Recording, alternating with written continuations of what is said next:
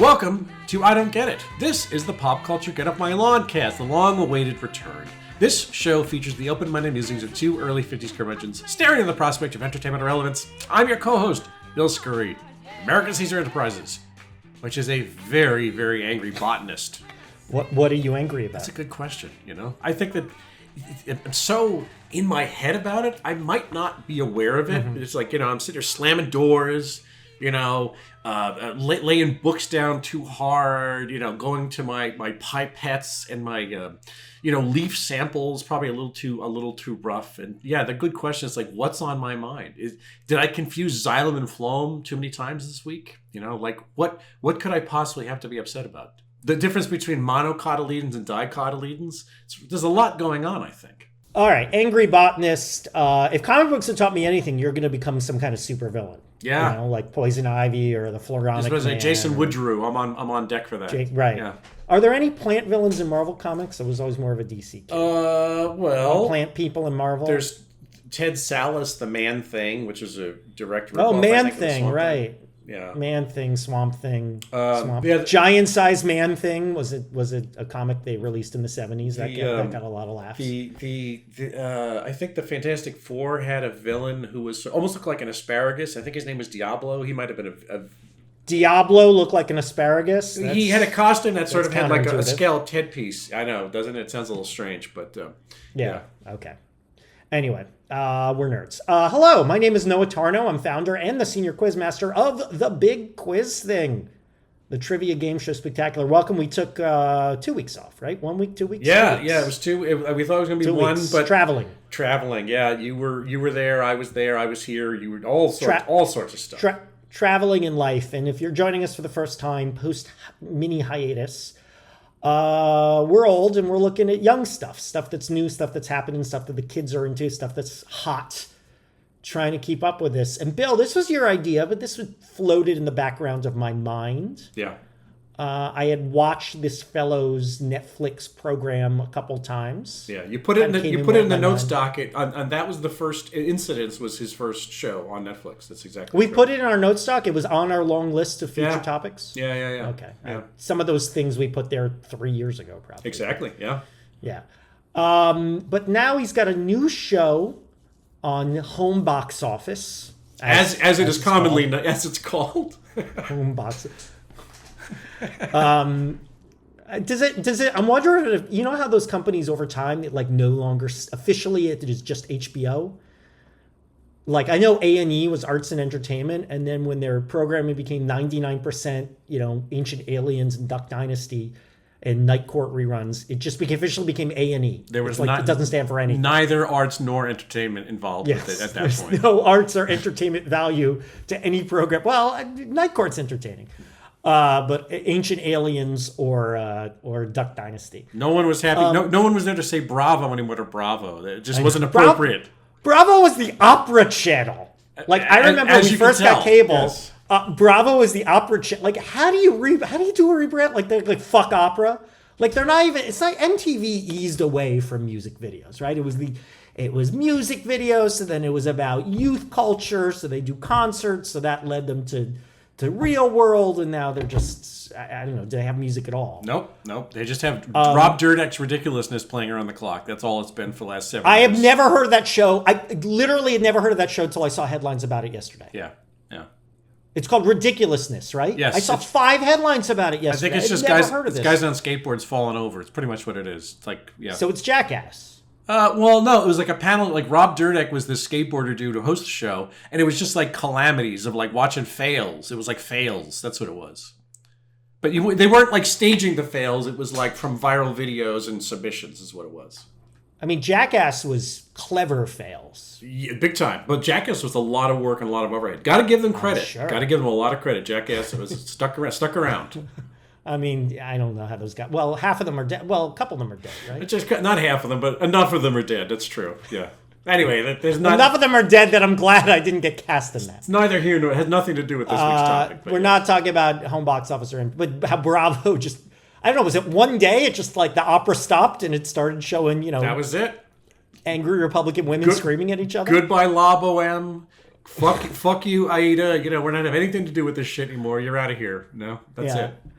All right. We're talking about a guy named Tim Robinson. He's got a new show on it. His show on Netflix was called I Think You Should Leave with Tim Robinson.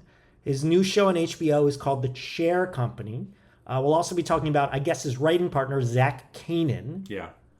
But Tim Robinson, because he's so gorgeous, is the face of the operation. the only appropriate face of the operation. Yeah. So, Bill, tell me what we need to know about Tim Robinson. Well, Tim Robinson has been around for a while now. I'm sure you know who we're talking about. Yeah, I pitched this because, again, we might have missed a shot on I Think You Should Leave, which was a big viral sensation. Like, people know that because it crossed over into mimesis or into meme culture. Mime called people on the streets in Paris were doing scenes from it. They were trapped inside glass boxes while enjoying the zipline sketch from I Think You Should Leave. Yeah, so Tim Robinson, the man, the legend, he is a comedian, actor, and screenwriter. He first became known as a writer-performer on SNL, which you might better know as Saturday Night Live, Noah, to be pedantic about it. Well, that is still its official name. Yes, that is true. A lot of people just call it SNL, but its official name is Saturday Night Live. Unlike a lot of people who were on the show, he had bigger renown after he left. Sometimes it happens, sometimes it doesn't. But he was mostly anonymous and undistinguished otherwise, but it's like we know him more from what he did after SNL. So the renown came to him as the co-creator, co-writer, and star of Detroiters, which led then to I Think You Should Leave. He pitched, and I Think You Should Leave was the noteworthy thing on Netflix, like Noah said. So, the Chair Company is happening. That's the current 9 p.m. Sunday show on HBO, which to me is the catbird seat. That is one of the best brands in entertainment, has been for most of my adult life. And it's strange that of all things, the frickin' Chair Factory gets that slot, that Game of Thrones. Chair Company. Chair Factory is what Cornelius especially ran in the neighborhood of Make Believe. That is true. Yeah, I forgot about that. Yeah. Was it chairs? It was rocking chairs. Rocking chairs? I believe you're right. I loved that shit when I was a kid. Anyway, off topic. But it's called The Chair Company. In addition to all that, A24 released a dark comedy he starred in called Friendship, which was directed by this guy named Andrew DeYoung, who also was one of the directors on the Chair Company. And Friendship co-starred Paul Rudd, so it seemed to have a little juice to it because it was a very A24 type dark comedy. It had Paul Rudd, who is beloved, one of our sort of cultural figures that no one has anything bad to say anything about. So there's a bit of a background. Tim Robinson was a product of Detroit, and that's the Detroit in Michigan, Noah, not the one in Maryland, just in case you were Is there wondering. A Detroit in Maryland? No, that's not true. I can't back that up. That's not true. I've been to Detroit. I grew up going to Detroit all the time. My dad's from Detroit. I've been there a few times, sure. So he took improv classes. After he saw Second City, he said, "Oh, that's what comedy looks like. That's what I should do." He went to Chicago. There apparently was a Detroit outpost, and so he started studying at a young age. After that, it's like he had a pretty solid resume. He did JFL in Montreal. Just for laughs. I have my notes here. Just for laughs, which is one of the biggest, if not the biggest, comedy festival in North America. Sort of like the counterpart to Edinburgh Fringe. If you do comedy, it's a real big piece of the circuit. Had some friends. Oh yeah, when I lived in Montreal, I went to Just for Laughs a couple times. Yeah, as you would. It's like the town becomes Just for Laughs. It's pretty cool. He was main stage at Second City, and main stage at Second City is like a big catbird seat. Speaking of that again, that's guys like Bob Odenkirk came through there, Carell, Colbert, Tina Fey, Chris Farley. Like that is a pipeline for success. It's all a real feather in your cap if you can get that gig. So he broke through on SNL. He kind of pulled off a strange maneuver where he went from a performer writer to just writer after his first season. I was sort of like, I don't think that, maybe it's happened before, but he was like the biggest example of that happening. It's almost like I don't want to say demotion because it clearly hasn't been bad for his career. It's something that was necessary. But I think that was Robinson. He recognized that the Lorne Michaels machine was probably not optimal for whatever he had to offer. So while Detroiters became a cult thing, I think it was a season or two seasons with Sam Richardson. It's funny. It's definitely, I watched a few episodes. What network was that on? Comedy. Comedy Central.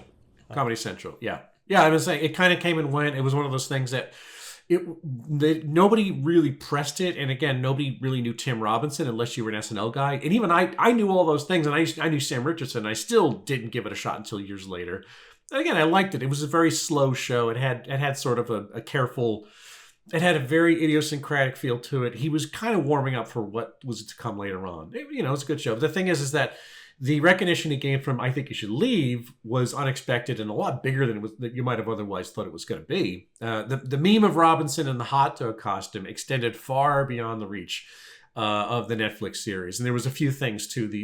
What is it? The episode, the sketch about the what is it? It was a test focus group for a car where the guy keeps talking about the steering wheel vanishes out the window. It was just it's so many weird idiosyncratic things in I Think You Should Leave that were pretty hilarious. So yeah, so the chair company hasn't quite exploded to the same degree. I'm just saying in the popular thing, people aren't talking about it the way they talked about. I think You Should Leave was a little more bite-sized. It was built to like go out on social media bits and pieces and things like that. Well, the chair company is only a couple weeks in. That is true, but it has not capped Right. it. It's also on a pay network, which the rest of the things like I think it's maybe it's a more prestigious place, but it's not necessarily primed to be the biggest thing. But as we discussed before the microphones went hot, I think you said it was sort of a bit more reformed or refined piece of art for him. There's something about that.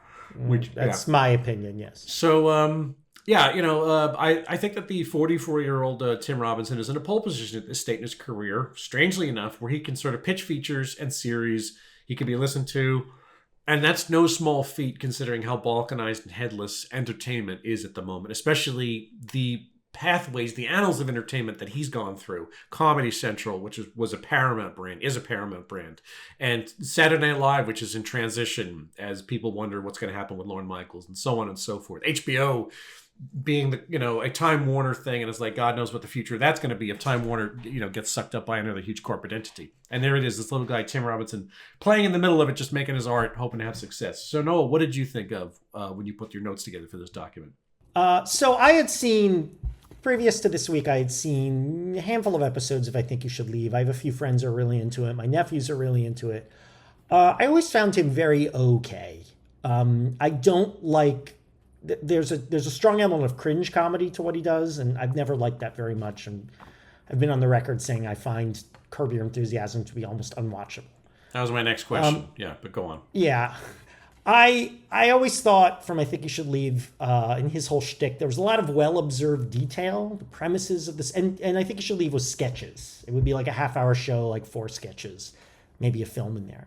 And the premise of the sketches was often a specific, relatable, human, quotidian situation, which I thought, I always liked. I always thought the detail was nice, and they set up kind of this minor conflict.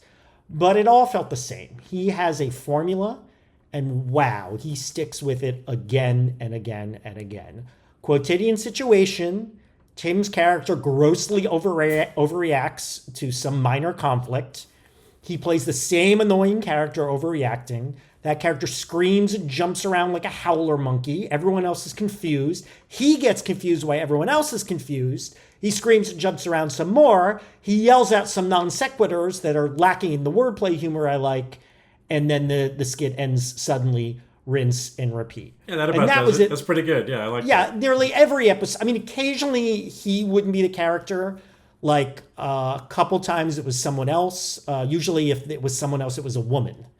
And he usually wouldn't be in those sketches. And the fact that I found the character he did, and frankly, when it was someone else, they were essentially playing the same character.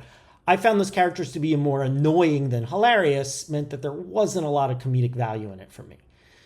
But nonetheless, I found him a decent physical comedian. And as I said, the quotidian detail felt fresh and real, and the show was entertaining enough. I wasn't feeling the need to watch all, 3 seasons? Yeah. Didn't feel the need to watch all 3 seasons, but, there's a lot worse things on TV.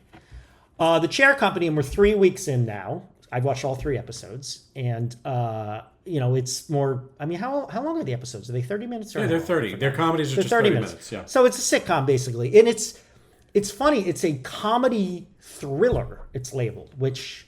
Can you think of any other examples of that? Not off the top of my head, but it is. Yeah. That does seem the sort of fusion that HBO would get in on, though.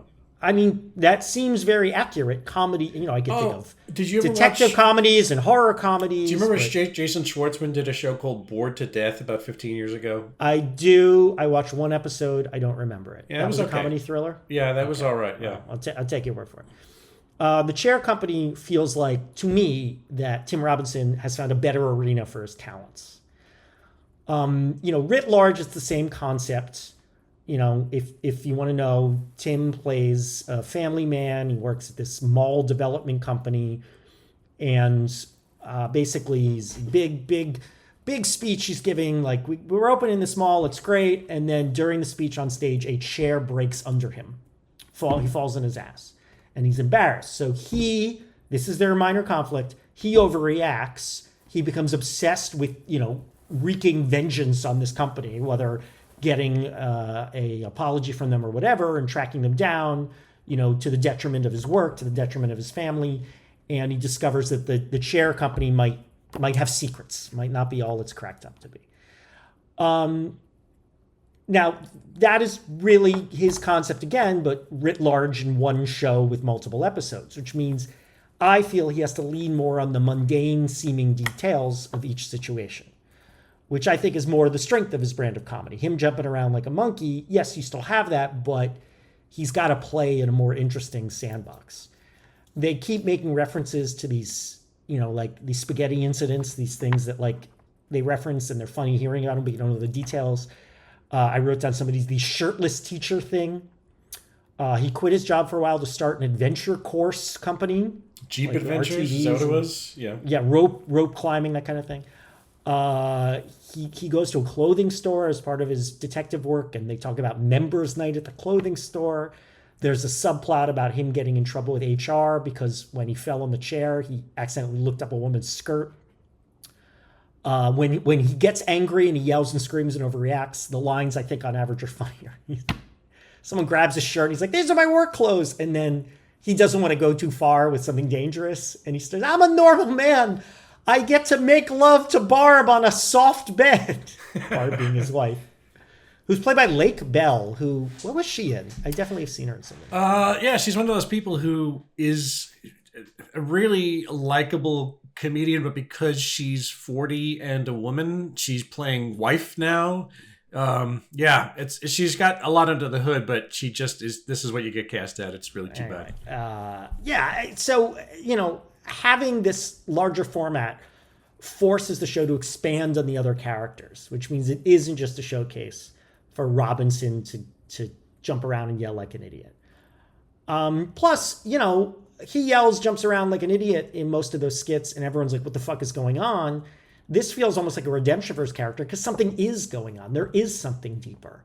Is he overreacting? Yes, but it's not just a chair broke under him. I tell you, though, I'm going to be awfully disappointed if at the end of the series it turns out there really is no deep, dark secret and it's all some really boring and innocent explanation. Look, I'm going to keep watching the show. I still don't think he quite carries it off. I find the show more wry than hysterical. But I'm curious where the story goes, and I'm curious where he goes. I sent you a link yesterday, I think it was, of one of his sketches from The Characters, which he was given, I think it was an hour from Netflix, and I think he inside that hour, maybe it was a half hour. Sorry, I forgot to watch that. No, that's okay. It's all right. Yeah. So that was, other than the SNL thing, I think what stands out from his SNL time was that him and Jason Sudeikis wrote a sketch where they were the Tesh brothers writing Round Ball Rock for NBC. And it's kind of become a thing. Really? That feels like it was a long time. It was a thing where John Tesh was basketball. Yeah, that's it. Okay. Yeah, that's him. And it was a long time. I feel like that was 25 years ago. It was like 2012. It was a long time ago. Okay. It was a long time ago. But it's like that's the thing that has kind of become the thing of TikTok. Like especially recently, for some reason, that picked back up again. And so it's like, after that, seeing him do this Netflix anthology series where they gave all these sort of New York. Some of them are Los Angeles. Most of them are like New York and Chicago area comedians. A half hour to do a showcase. My friend John Bander, a guy that me and Noah both know, he got cast by a couple of these, and he was in a sketch that Robinson wrote called The Pointer Brothers, where Robinson and Connor O'Malley and Zach Kanan, who you mentioned earlier, play corporate entertainers who just point at the audience. That's all they do. They get up on stage to like, it's such a strange conceit, but of course it's one note, it's one line, but it's so tortured and surreal that it kind of is given depth by the fact that they just add so much, and they invest so much anger and weirdness into it, which is his brand. Like you said, that's the one kind of thing that he puts out in the world, and it's it's up to the environment of whether or not it succeeds or fails. So the thing is, I thought the focus in that on Netflix of Robinson and that it showed his skill was refining sketches to kind of like best illustrate obsessed souls. His characters, the thing in particular, you talk about the guy jumping around, the anger, the sort of curdled sound he makes, the kind of quick. He's always crying. He's so angry he cries. Exactly. Yeah. That's the thing. Why would you do this? There's an obsession. There are these guys.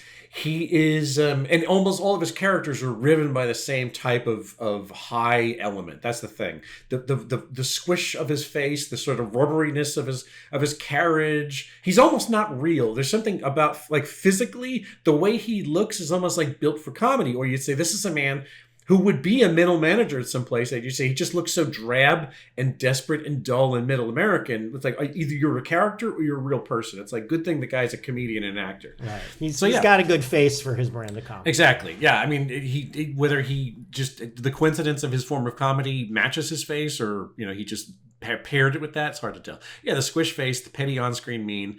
It makes him a natural salesman of the sort of short form, high tension scenarios where his characters they go nuts. And we had, I've said in the last 15 or 20 years in particular, the comedy era post 40-year-old version, the sort of post, who's that guy? Judd Apatow, the sort of Judd Apatow universe, that kind of idea of, Adam McKay, which we don't live in it anymore, but there was a long epoch of guys where Will Ferrell was ascendant. And, you had guys like Zach Galifianakis who were in a lot of comedies. It had changed the landscape, and it's like it seemed for a moment that you were given a lot of idiosyncratic personalities. And in particular, Zach Galifianakis comes out at the top of that list to me because they really tried to give you a lot of movies with him. He was packaged for probably a good 10-year span of different comedy. Like maybe 35 years ago, they would have pitched these things to Robin Williams. They would have pitched them to Tom Hanks. They would have like the comedy landscape of who these personalities were a lot straighter. They were a lot more like people that you would expect to deliver comedies. Guys look like Dan Aykroyd. They were a lot of SNL people who had feature careers, stuff like that. After you had guys like Zach Galifianakis who were not SNL ready, they were more idiosyncratic. It's like they did try to make those guys the standard bearers, and I don't think Galifianakis really took. I don't think he was suited for that. I really love Galifianakis' thing, but he's sort of a clear analog because it's like he did have success with Baskets on FX. Like he won a couple of Emmys for something that was like a personal work that was a real thumbprint thing. But it's like he's not really anywhere now. So far as I know, I don't know where you'd find Galifianakis' work or what the home for it would be. He lost me when New York Magazine, I think it was New York, had him host Indie Rock Trivia Night. And it was like this big deal thing, and Les Savy Fav played in New York. And he was among the worst quizmasters I've ever seen in my life. And he was brought on. Personally, it wounded me so hard. And he was brought on because he had some sort of cachet. He did no preparation, and it was such a bad show. He's like an LA comedy club version of a celebrity that people don't like. The people who do that sort of thing don't quite know how to read, and so he was miscast in a lot of things. Look, I think that Robinson for me is kind of like not the antonym, but a little bit. He's like that done correctly. It's like I think Galifianakis had a thin act. I don't think that's a stretch to say. I think he ran out of steam. I'm happy he's got some kind of success. I'm sure he's doing just fine. Robinson appears to not have that issue. He he seems to be in a better place, and it looks like he may be learning from the guys that didn't work, and it's like he sort of gets maybe where he could go. He could zig where the other guys would zag maybe. You're positive you know him? I'm positive he's at his limit. Awesome. Thank you. $65? That's cheap. You definitely know. Mm-hmm. You don't know him, do you? Nah. God damn it. Bill, why? I mean, you tell me. I haven't read anything. Is the show doing well? Is home box office happy with the Chair company? I mean, Netflix will give anything 3 seasons. Yeah. Well, not anything. They didn't give me 1 season. HBO won't. Yeah. Yeah. So is this thing a hit? Are people into this? It looks like it's getting good reviews. Yeah, it's getting good reviews. Again, I mean, anything we say in terms of numbers has to be taken with a grain of salt because it is essentially an expensive paid cable service. However, I believe the internal reporting is that I think either the first or second episode of the Chair Company had killer numbers. I mean, absolutely crusher for what they were expecting. It way overperformed. So the investment in Robinson really, it was apparently money well placed. Again, whether that turns into whatever it is HBO considers a success, it's not the kind of like pan cultural crusher that Netflix produces, where fucking K-pop vampire hunters or whatever winds up being anyone demon whatever. That's all anyone's talking about for a 2 or 3 week span with cinema showings and like that becomes the present and the future of entertainment. HBO can't do that, but HBO can still make taste, and essentially that's what they've done with Tim Robinson. Yeah, I mean, I think also just the nature. I mean, you're saying why it's been pushed, but the nature is that cringe comedy is hot because I think social media, feeds on cringe comedy. Hey, watch this motorist get embarrassed, this entitled Karen get embarrassed, that kind of thing. Kind of random humor. We've a term we haven't used yet is first pass comedy, which we complain about a lot. I think a lot of humor out there is people say that's a funny idea and they throw it out there and they don't perfect it. And I think there was definitely an element of that to I Think You Should Leave.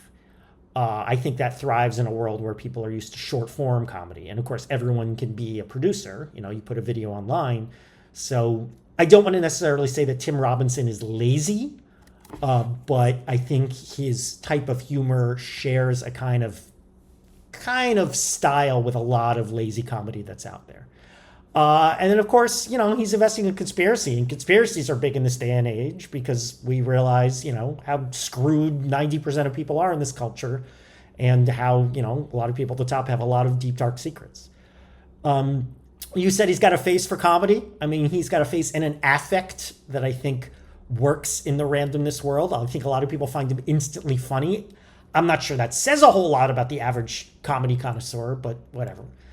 All the shows are well produced. I mean, if there's laziness in the writing, which I don't necessarily think there is, there certainly is not in the production values. And frankly, for the Chair Company, I think the mystery is well laid out. Like I said, I'm going to keep watching, not so much because I'm laughing, and not even so much because I find it humorous. That was humorous, not laughing, but just finding it entertaining in that way. But I want to know what's going to happen, right?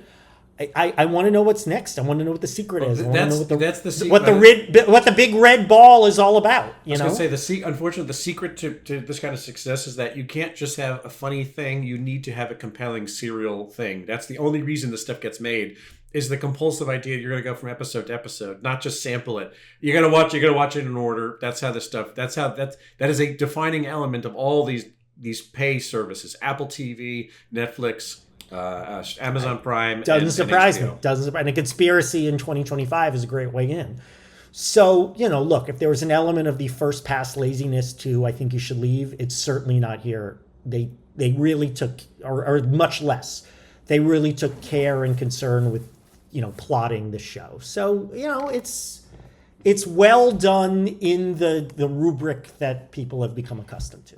Oh my God. What happened here? Yeah, we're all trying to find the guy who did this and give him a spanking. It's obviously this guy, right? Yes. I have a name. Noah, tell me, would you have liked Tim Robinson and his whole comedy oeuvre, his eggs, when you were a kid? Is this the sort of thing that would have appealed to you? Yeah, I think so. I'd be raised more in the random communist world. Random comedy, the accusations, yeah. The random comedy world. I'm sure if I were young now, I'd like a lot of what my nephews like. I mean, I tried to raise them in my comedy, and I think they hit upon the modern Gen Z version of that. They love Eric Andre, they love Tim and Eric, and they love Tim Robinson. Oh, they do. Okay, that makes sense. Oh, yeah. I texted them. I said, "You guys like Tim Robinson, right?" They're like, "Yeah." I'm like, "Bill and I are going to talk about the Chair Company." And like, "What's the premise?" And like, "Oh, we got to watch that." But they're busy. They're in college. I don't know if I coined the term, but like, I'm thinking there's something called affect comedy, which is where the humor. I'm sure there's a better way to phrase this or analyze this, but it's not in the setup and the punchline. It's not in the wordplay. It's in, I just like that guy's face. I like the tone of his voice. I like the rhythm he talks in. I think that's what you and I love about the Jerky Boys. You know, we've said many. I mean, we were the right age for that, right? Do you think that is a lineage? I mean, because you could say that's Foster Brooks, that's Yakov Smirnoff. You know what I mean? It's like you could call me Ray, you could call me whatever. Yeah. Yakov Smirnoff was one-liners. He was setup and punchline. Yeah. All right. What about Emo Phillips? A little bit that too. Emo Phillips was wordplay. One of the best wordplay comedians. Well, you're talking about the affect comedian. Well, affect was part of it. He had a whole package. Yeah. But I think the Jerky Boys, and in the modern era, a guy like Tim Robinson are more about his affect. If you just read, or I think when Will Ferrell first broke out on SNL, you know, the father yelling, "I drive a Ford Taurus." It's just something about him. You find him funny. And I think that's the way people feel about Tim Robinson. I don't quite get it, name of our show, but I feel like if I were a young man and it hit me at the right age and I grew up more in, you know, drinking what he's selling, I think I would get it. And I think I would find his tone of voice and his affect instantly funny the way you and I find, you know, Johnny Brennan doing Saul Rosenberg instantly funny. It's not so much about the joke, it's about the guy, it's about the character. You know who's a good example? I think if I were younger, I might worship this shit. Who else I think of is Whoopi Goldberg was a little bit of that too, where Whoopi Goldberg was put into movies at the beginning of her career when she transitioned from comedy and she started doing features like Jumpin' Jack Flash and Fatal Beauty. But before that, when she got famous, she was doing social commentary comedy. Yeah, it was right. It was the concerts were big. Yeah, that's the thing. She was barnstorming with doing it wasn't just punchline setup. It was a lot of monology and stuff like that. I remember watching a video of her where the black girl comes out wearing like a white sheet on her head, and she says, "Look at my beautiful long blonde hair." And of course, she pulls it off, and you know it's about being a black girl with "quote unquote" ugly black hair. Right. It was social commentary for the '80s. It was very smart. I mean, I think she won a Tony before she did movies. Yeah, I mean, it's like, but the thing is, they tried like the movies that she was inserted in were to exploit the world she created. Like they weren't just adding an actor to a script. What they were doing is adding a persona. They were bolting on a sort of overhead. Funny woman with a funny name and a talent for physical comedy. Yeah, you know, it's a smart person said I could make a comedy movie star. I mean, I guess they were right. There's something about that where it's a long inheritor. Yeah. Well, here's the thing. I think that this is an easy sell for me. I mean, maybe because of what you just said. Maybe because it's like, again, the Jerky Boys kind of furnished a world, and what they did is they invited other people into it, and that's how they changed their game. Was like, who are they going to perplex and bamboozle with phone calls now just to illustrate these tetchy characters? And it's like every one of them was a fucking smash hit just because you wanted more of those personalities.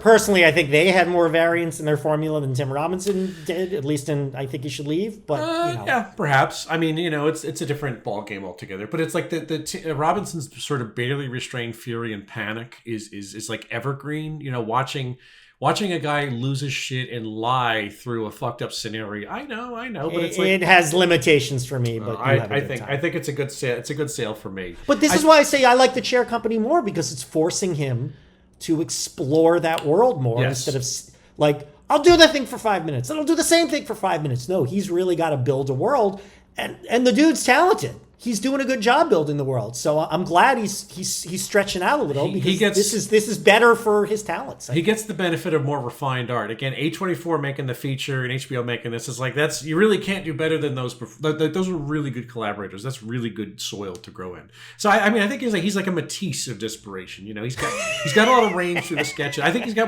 got more range through the sketches. Personally, I've enjoyed the sketches more than I have this. I mean, they're not.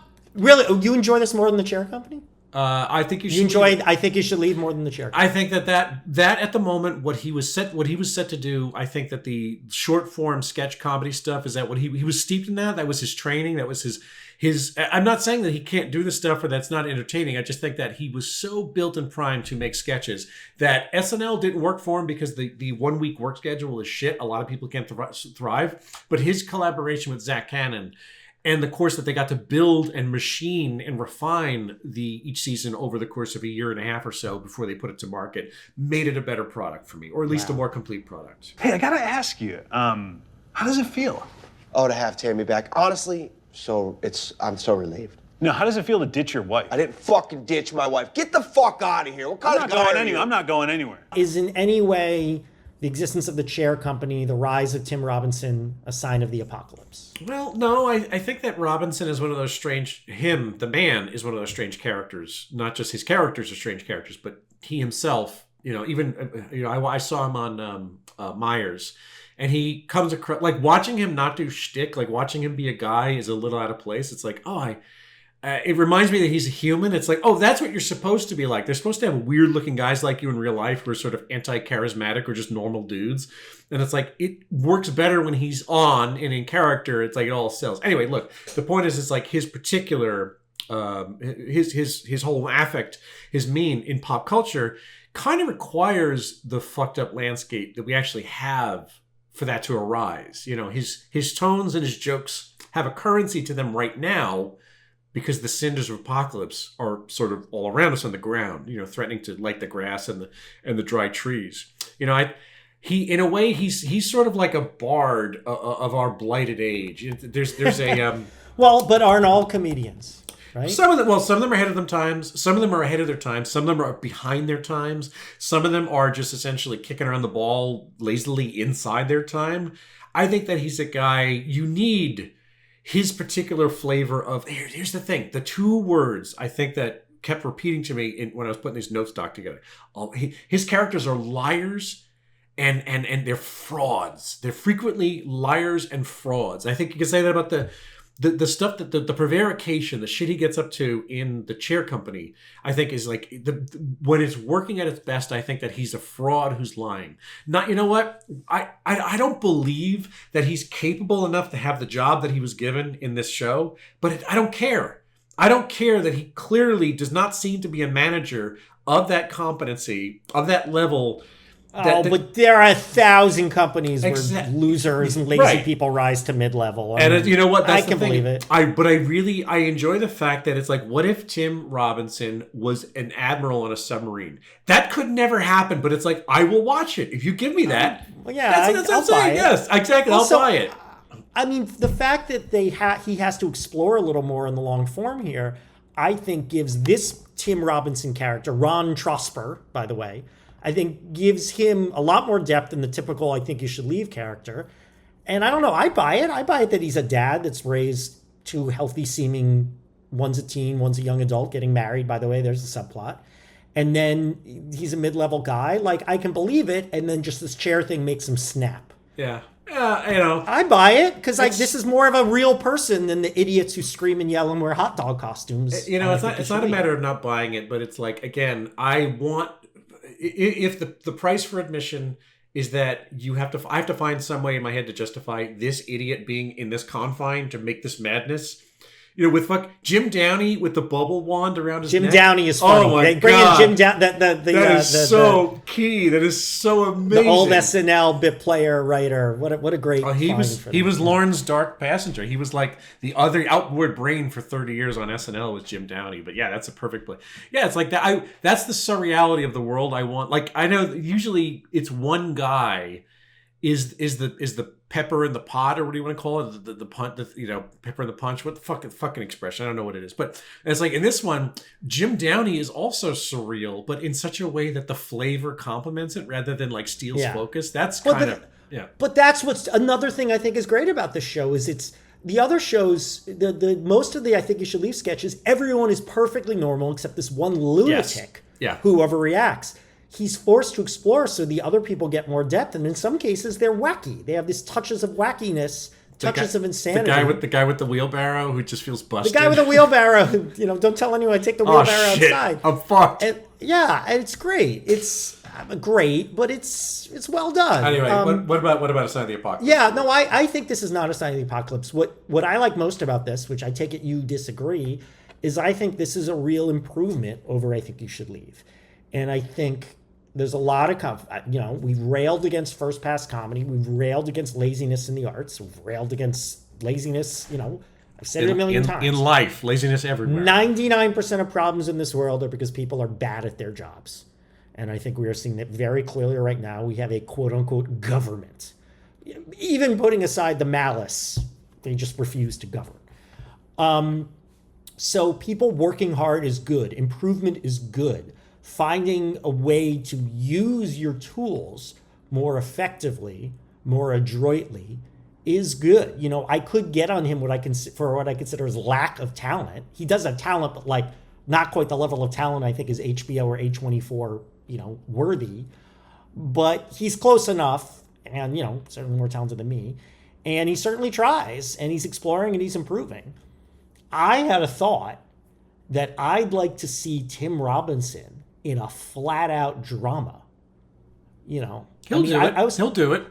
I talked to my nephews about this once, how they were unaware that Tom Hanks had just been a complete ridiculous comedian in the 80s. He was born after, they were born after that stopped I happening. showed them the Money Pit once, and like they know who Tom Hanks is, and like that he was just a comedy guy, and it was kind of a shock when he did Philadelphia. They're like, Tom Hanks doing Philadelphia.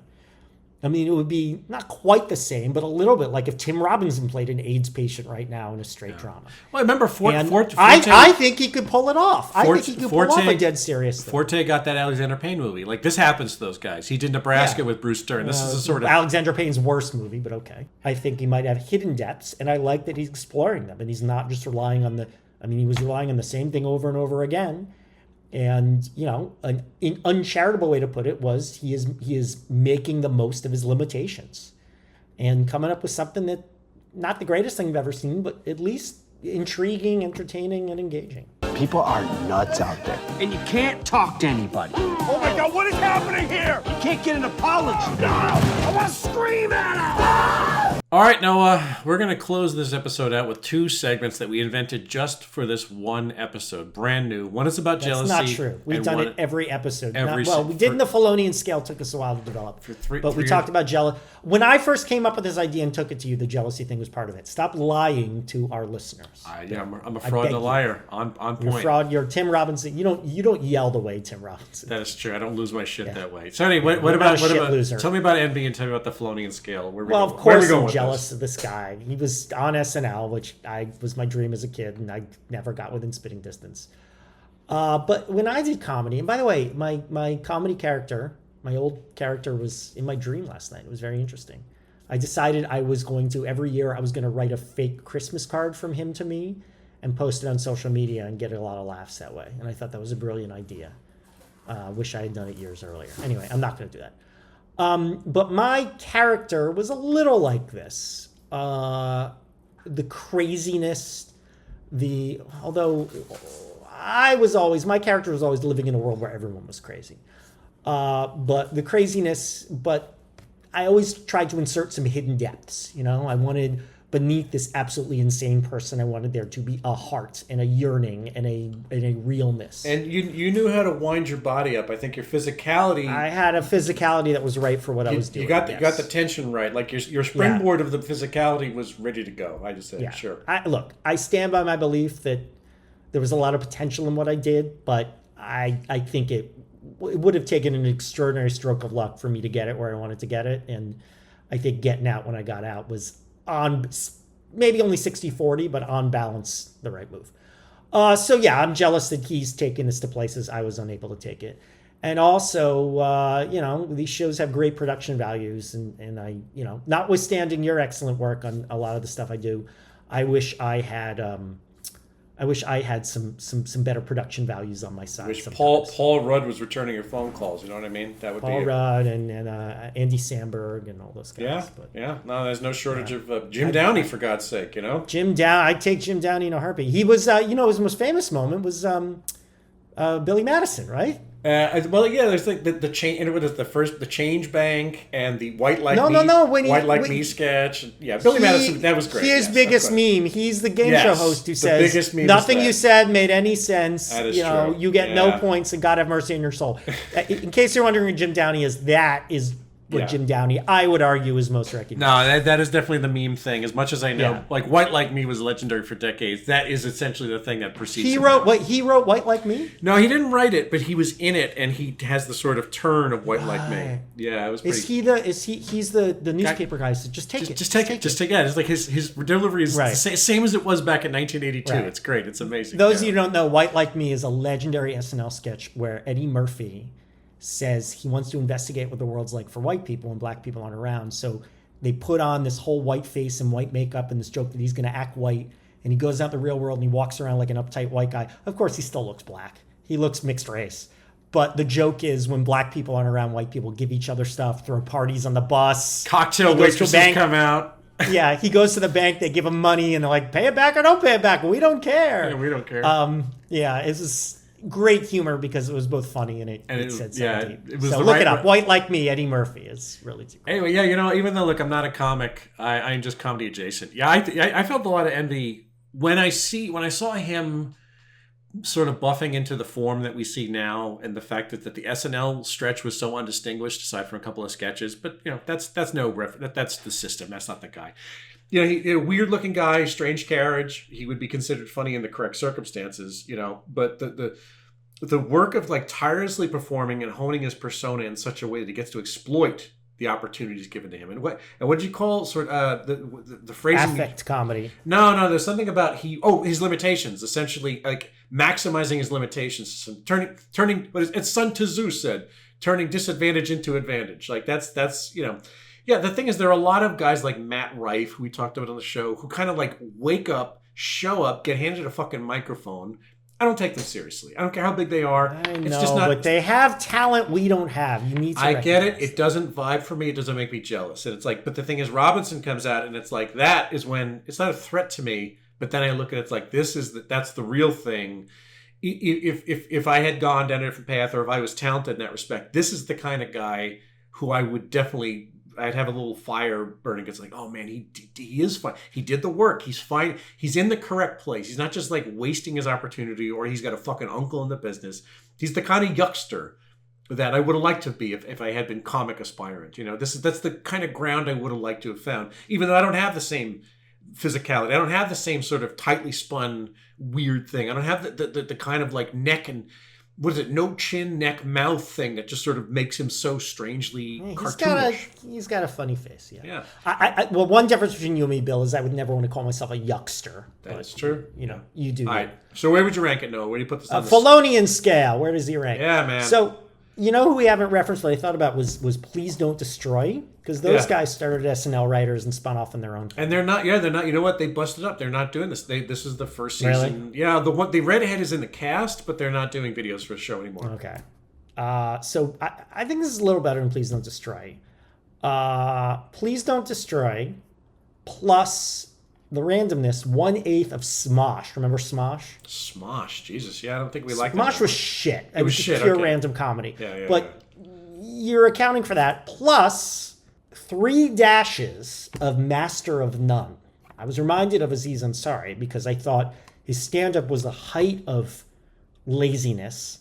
But then once he had the room to spread out and explore and forced to go a little deeper, I thought Master of None was quite an improvement. Right, plus 73.1847. But you said a dash, so that becomes more culinary at that point. Like you're making a recipe. It's like a pinch and a dash and a jigger. All right, at that point. So we should go. No. I like it. Then no, half a pipette's worth.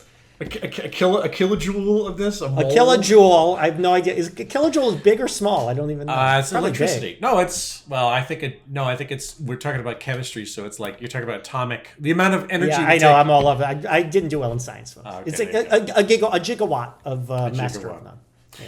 This is I think it becomes obvious from how I'm talking about it. This is bespoke comedy for me. I think again maybe the sketch show more than this stuff, but it's like I'm on board. I'm in for a panel, which I find funny because based on what you texted me, I thought you wouldn't like this. Really, folks? Bill texted me just when I texted him like this is a strange show. He went, "Imagine knowing this guy in real life." Right. Well, I thought you hated him. Oh no, I stand by that. I'm like, can you like what? Right. there's some people who I can imagine being a person. It's like Tim Robinson's one of those guys that I can't imagine what is being his child like? What is him as a dad like? Because he's just such an off-putting kind of weird guy. I don't know. I mean, you want to talk about dads being off-putting? Talk to a lot of people, right? All right, so I'm shocked his brand caught on with me the way it did, and it was organic and it was slow, but it's heartening. I really like that. So the thing is, I'm going to rank this Noah. No cooking, no kilojoules, no mole, no jigger, none of that shit. I'm just going to pick two things. I'm going to put it between them. This is how high up I regard Tim Robinson as a brand. It was at least as good as beef, perhaps not as good as Kate Bush. So slot it inside that. Yeah, man, believe it. And you liked Kate Bush for some deeper reasons. Oh, Kate Bush was great. Yeah, I mean, everyone likes Kate Bush. Tell me, Are they doing season 2 of Beef? Beef was good.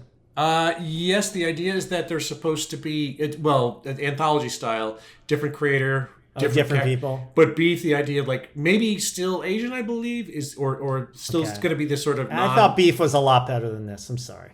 Beef was great. Beef was great. I mean, I really liked it, but I have a feeling like I think I've carried more Tim Robinson in my life than I have Beef. That's saying nothing poor about Beef. I'm just saying there's a sentence that's never been said before. Yeah, that's true. Yeah. Well, I think that's it. I have nothing left. My notes are done. That's it. Okay. All right. Everybody. All right. Thank you. So if you want to find past episodes on the streaming services such as Spotify, Apple Podcasts, Soundcloud, Google Play, and YouTube, of course, skeet to us at noahandbillshow.bsky.social. Write to us, noahandbilldon'tgetit at gmail.com. Reviews always help. We love them. We love approbation. And on the socials, you'll find me at William Scurry on Twitter, billscurry.bsky.social, and Instagram, and all of these things. YouTube.com/AMCs is where you'll find past episodes of this podcast and also my video work. And Noah will tell you where he could be searched and founded. Why are you William Scurry on Twitter? Why didn't you go for Bill Scurry? Was it taken?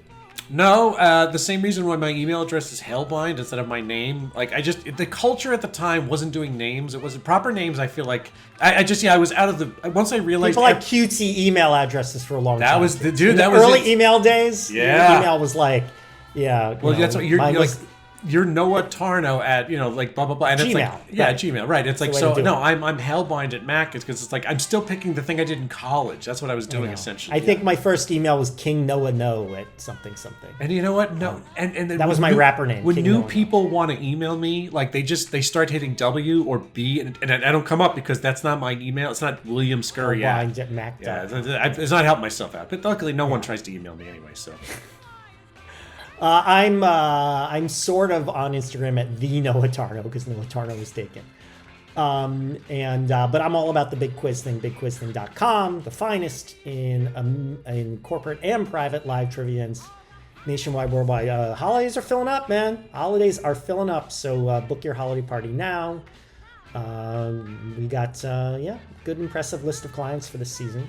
What are some highlights? People should convert to Judaism just so they can hire you to do their bar mitzvah. That's we do a lot of synagogues or synagogues, as I said as a kid. We got a thing for a 5th grade Jewish school in December. I'm going to personally be in Los Angeles for 10 days. Personally, I was impersonally there, but never personally though. I haven't been there in a few years. I'm going there to see some people for Thanksgiving, but I actually have a gig there the week before, so I'm going to hang out in LA, folks. So if you're in LA, hang out, man. Go to the beach. Hit it. Get it. Yeah. I have an old friend from LA who's ghosted on me. I'm very sad about that. But check out bigquizthing.com. We are also on Instagram at bigquizthing and LinkedIn and Facebook. All right, everybody. So until the next episode, where we talk about Tim Robinson's next HBO show, The Credenza Company, we don't get it. A production of American Caesar Enterprises 2025.